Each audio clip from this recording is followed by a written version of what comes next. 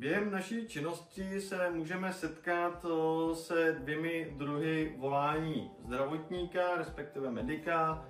První stav je v případě neurgentních stavů, neakutních stavů, kdy prostě někdo někde vyžaduje pouze nějakou zdravotní konzultaci nebo nějaký léčivo, nějaké léčení.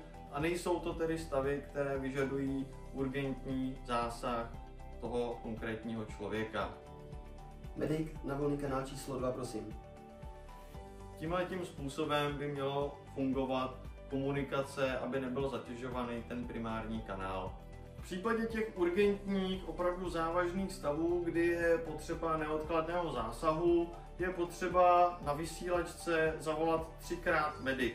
Medic, medic, medic. Je to oznámení tísňové situace, kdyby ten medic měl reagovat naprosto okamžitě a následně mu říct, co se stalo a kde se stalo. Ty nejzákladnější informace, které potřebuje vědět, aby u vás byl opravdu co nejdříve.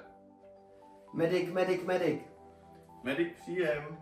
Máme tady v osobu v bezvědomí na břehu jezera. Rozumím, jsem na místě za půl minuty.